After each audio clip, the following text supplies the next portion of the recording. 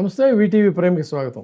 జగన్మోహన్ రెడ్డి గారి ఆధ్వర్యంలో YSRCP political affairs committee meeting సుదీర్ఘంగా అనేక అంశాలని చర్చించింది. సరే, ఆ అంశాలకు సంబంధించి కొన్ని విషయాలు ఇప్పటికీ ఆల్రెడీ ప్రధాన మీడియా ద్వారా బయటకు వచ్చాయి. వాటి గురించి చెప్తూ కూడా కొంతమంది మనకి పిఎస్సి సభ్యులు ఇన్సైడ్ జరిగినటువంటి విషయాల్లో కొన్ని ఇంపార్టెంట్ అయినటువంటి అంశాలను కూడా వాళ్ళు మనతో ప్రస్తావించారు. ఆ వాటిని కూడా నేను ఏం జరిగిందనేది చెప్తాను. అంతకంటే ముందు సరే, ఓవరాల్గా మనం ఒక రివ్యూగా వచ్చినటువంటి అంశాలను కనుక తీసుకున్నట్లయితే, ఆల్రెడీ మీడియాలో చెప్పినటువంటి విధంగా పిఎస్సిలో జగన్మోహన్ రెడ్డి గారు చాలా అన్ని విషయాల్ని కూడా చాలా కూలంకషంగా మాట్లాడటం, తర్వాత కొంతమంది సీనియర్ సభ్యులను ఆయన ప్రత్యేకంగా వాళ్ళ జిల్లాలకు సంబంధించినటువంటి అంశాలను కూడా ఆయన ప్రశ్నించి కొన్ని విషయాలను అడిగి మరీ తెలుసుకున్నారు. అయితే ఆయనకి తెలియక కాదు, దాని మీద అవగాహన ఉన్నా కూడా ఆ పరిస్థితులను బట్టి ఏంటి అని అడిగి తెలుసుకున్నారు. తెలుసుకున్న తర్వాత ముఖ్యంగా ఏంటంటే, ప్రధానంగా ఈ అరాచకం రోజు రోజుకి కూడా ఎక్కువైపోతున్నటువంటి అరాచకం, ఇదే సంప్రదాయం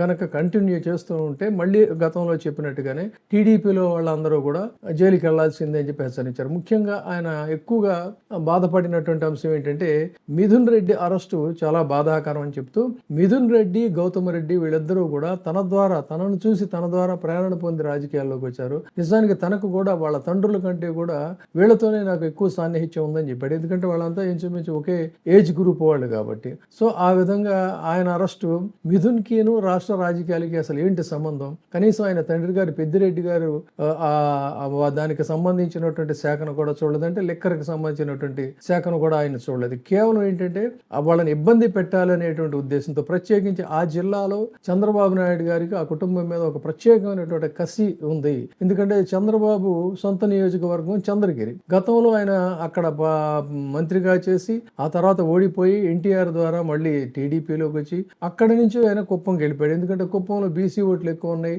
అది కొంత వెనుకబడినటువంటి ప్రాంతం కాబట్టి అక్కడ ఇన్ఫ్లుయెన్స్ చేయొచ్చు అని చెప్పని అది ఒక సేఫ్ జోన్ కింద ఆయన ఎన్నుకున్నారు. ఇది ఆయన చాలా బ్రీఫ్ గా చెప్పుకుంటూ వచ్చారు. అదే విధంగా చెవిరెడ్డి భాస్కర్ రెడ్డి ఆయనకి ఒక కంట్లో నలుసులాగా ఇదాడు. గతంలో కూడా చెవిరెడ్డి భాస్కర్ రెడ్డిని వేధించినటువంటి సందర్భాలు ఉన్నాయి. అయితే బాధాకరమైనటువంటి అంశం అని చెప్తూనే, తన కొడుకు లండన్ లో చదువుకుని వచ్చాడు.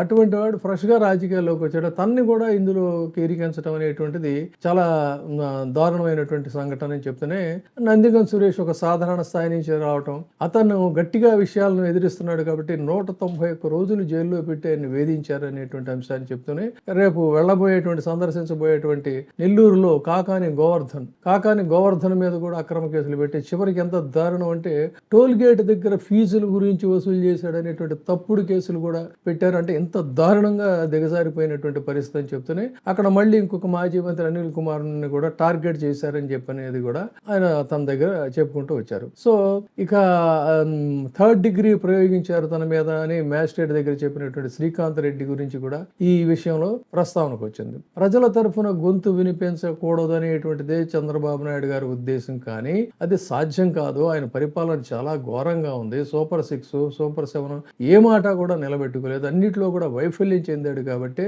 ఆ డైవర్షన్ పాలిటిక్స్ కోసమే ఈ రకమైనటువంటి దారుణాలు. ఇక మహిళల విషయానికి వచ్చినట్టయితే, మాజీ మంత్రి రోజాని దారుణంగా తీవ్రంగా దుర్భాషలాడారు. మన పార్టీలో ఉన్న మహిళలకు ఆత్మగౌరవం ఉండదా? బీసీ మహిళ కృష్ణా జెడ్పీటీసీ హారిక మీద నేరుగా దాడులు చేశారు అని చెప్తూనే, మళ్ళీ నల్లపరెడ్డి ప్రసన్న కుమార్ రెడ్డి ఇది కూడా వచ్చింది.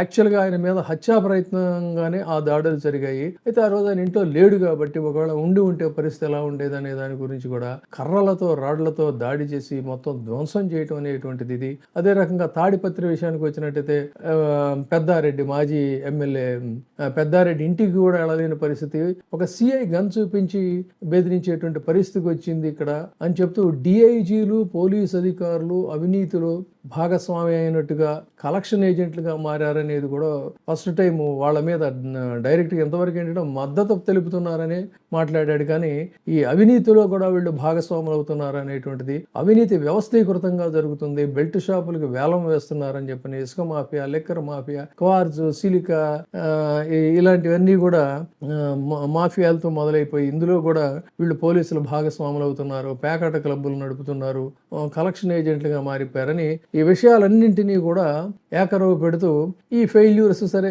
మహిళలకు 1500 ఇస్తానని ఇవ్వకపోవటం ఇలాంటివన్నీ కూడా జరిగినటువంటి ఫీజు రియంబర్స్మెంట్ కింద 4200 కోట్ల రూపాయలు బకాయిలు ఉన్నా కూడా అది కూడా చేయలేదు.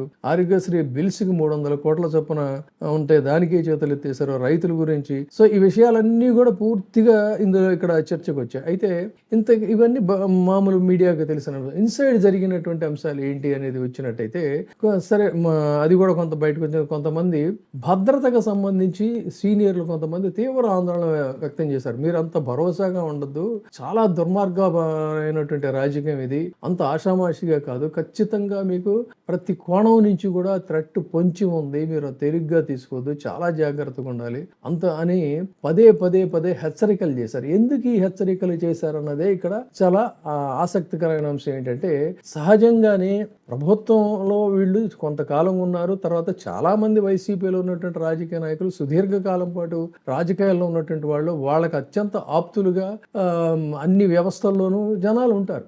ఏ పోలీసులు అయితే వాళ్ళ పోలీసుల దాష్టీకం ఎక్కువైందంటే పోలీసులు అందరూ అటువంటి వాళ్ళు కాదు కదా. నిజానికి పోలీసులు వైసీపీకి సానుభూతి పరులుగా మద్దతుదారులుగా పరిచయస్తులుగా ఉన్నటువంటి పోలీసు అధికారులు ఉన్నారు. కానీ వాళ్ళు నిన్న మొన్నటి వరకు ఒక భయంతో ఎక్కడా కూడా పెదవి విప్పలేదు. అటువంటిది ఫస్ట్ టైం వాళ్ళు కొన్ని విషయాలని వీళ్ళకి చెప్తున్నారు అనేటువంటిది పిఎస్సిలో ఉన్నటువంటి కొంతమంది సభ్యులు మనతో అన్నటువంటి మాట. ఆ ప్రాతిపదికగానే జగన్మోహన్ రెడ్డిని మేము హెచ్చరించాం తప్ప వేరేగా కాదు. సో ఇది చాలా జాగ్రత్తగా ఉండాలని చెప్తూనే ఇంకొకటి ఏంటంటే ఫస్ట్ టైం ఈ మార్పు వచ్చింది. కొంతమంది మన హితైషులు వాళ్ళు కొన్ని అంశాలని చెప్తున్నారు ఇది ఇక్కడ అని. ఏ విషయాలనైతే ఇవాళ వీళ్ళు కొంత డిస్కస్ చేశారో ఇన్సైడ్ అవన్నీ కూడా వాళ్ళకి ఆథెంటిక్ గా విశ్వసనీయ సమాచారం ద్వారా తెలుస్తుంది. అంటే ప్రభుత్వంలో కొంత అసంతృప్తి మొదలైంది, ప్రభుత్వంలో పనిచేసేటువంటి వాళ్ళలో తీవ్ర వ్యతిరేకత వచ్చింది కాబట్టి వాళ్ళు వీళ్ళకి ఇన్పుట్స్ ఇస్తున్నారు, కొన్ని ఫీలర్స్ ఇస్తున్నారు అనేటువంటిది కొంతమంది వ్యక్తం చేసినటువంటి అంశం. ఇది చాలా ఆసక్తికరమైనటువంటి అంశం. ఫస్ట్ టైం ఈ తరహా రకమైనటువంటి ఇది ఉంది. అంటే కొంత వీళ్ళకి కూడా మద్దతు లభిస్తుంది అనేటువంటిది చెప్పాలి. అంటే ఎంత వ్యతిరేకత అనేటువంటిది సంవత్సర కాలంలో లేకపోతే వీళ్ళు ఒక్కొక్కళ్ళుగా వీళ్ళు బయటకు వచ్చి ఈ అంశాలు చెప్తారు అనేది ప్రధానమైనటువంటి అంశం. తర్వాత ఇంకొకటి ముఖ్యంగా చెప్పినటువంటి ఇదేంటంటే చాలా వరకు బయటపడటం లేదు కానీ ప్రభుత్వ ఉద్యోగుల్లో సైతం ఒక వర్గం మనం తొందరపడ్డాము, ఆయన మనల్ని చాలా ఆప్యాయంగా అన్నా అని పలకరించేవాడు, ఇవాళ అసలు మనం ఇష్యూస్ ని ఒక మంత్రుల దగ్గరికి కూడా ఇల్లు మనం ఎక్స్ప్లెయిన్ చేసుకోలేని పరిస్థితికి వచ్చాం. ఆ రోజు ఏదో డిమాండ్ చేసో దబాయించో బెదిరించో ఇది చేసి అడగటానికి మనకు అవకాశం ఉండదు, ఆ స్కోప్ కూడా లేని పరిస్థితిలో ఉన్నామని కొంతమంది ఉద్యోగ సంఘాల వాళ్ళు ఉద్యోగులు వ్యక్తం చేసినట్టుగా కొంతమంది చెప్పినటువంటి మాట. ఈ విధంగా జిల్లాల్లో కూడా ఇదే రకమైనటువంటి పరిస్థితి వస్తుంది. సో అంతేకాకుండా ఏదైనా ఉంటే కొన్ని లీకులు కూడా వైసీపీకి వివిధ శాఖల నుంచి కొన్ని లీకులు అందుతున్నాయి. ఆ లీకుల ప్రాతిపదికగానే ఏ జిల్లాల్లో ఎక్కడెక్కడ ఏ అధికారులు ఇన్వాల్వ్ అవుతున్నారు, ఏ పర్సంటేజ్లు వ్యవహారాలు అలా నడుస్తున్నాయి అనేది కూడా జగన్మోహన్ రెడ్డి గారి దృష్టికి డైరెక్ట్ గా వస్తుంది అనేటువంటిది కొంతమంది ఈ పిఎస్సిలో ఉన్న సభ్యులు చెప్పిన మాట. అంటే మొత్తంగా ప్రభుత్వంలో ఒక వర్టికల్గా వ్యవస్థల్లో చీలిక అనేది వస్తుంది అనేటువంటిది ఈ పిఎస్సి మీటింగ్లో మనకి తెలిసినటువంటి అంశం. మరి ఇది ఎంత స్థాయిలో ఉంది, రాను రాను ఏ విధంగా ఎదుగుతుంది అంటే సహజంగానే ఇప్పుడు నిజాయితీగా డ్యూటీ చేసుకుంటున్నటువంటి వాళ్ళు, వాళ్ళ పక్కనే ఉన్నటువంటి వాళ్ళు ఈ వ్యవహారంలో మరి కోట్ల రూపాయలు లక్షల రూపాయలు తినేస్తామంటే సహజంగా వాళ్ళకి కడుపు మండుతుంది కదా. సో అదే ఇక్కడ జరిగిందని చెప్పుకోవాలి. ఇదంతా ఓవరాల్ గా ఇవన్నీ ఇలా ఉన్నట్లయితే ఇక్కడ ప్రధానంగా జరిగినటువంటి చర్చ ఏంటి అన్నట్లయితే యాప్కి సంబంధించి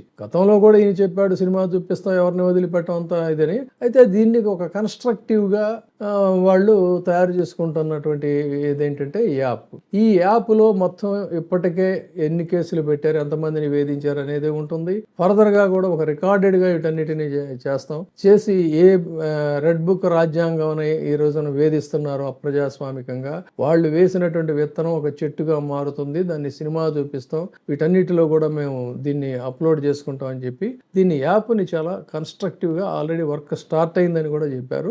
బహుశా ఇది నెల్లూరు వెళ్ళొచ్చిన తర్వాత ఈ యాప్ని రిలీజ్ చేస్తారని చెప్పని అనుకోవచ్చు.